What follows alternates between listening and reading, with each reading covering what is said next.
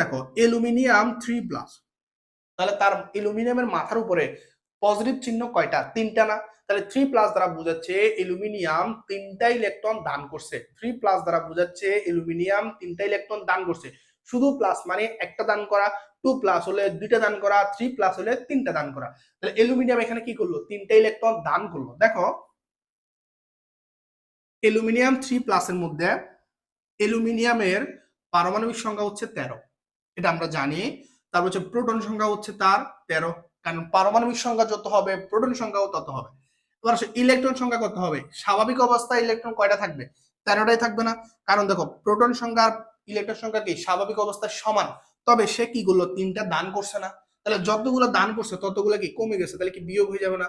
তাহলে এখন এই অবস্থায় এই 3+ এর মধ্যে তোমার ইলেকট্রন আছে কয়টা? 10টা।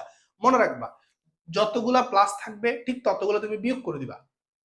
যতগুলা প্লাস থাকবে, প্লাস আদান থাকবে, ততগুলো তুমি বিয়োগ করে দিবা। তাহলে বিয়োগ করে দিলে তুমি ওই অবস্থায় তার ইলেকট্রন কত সেটা তুমি পাবা।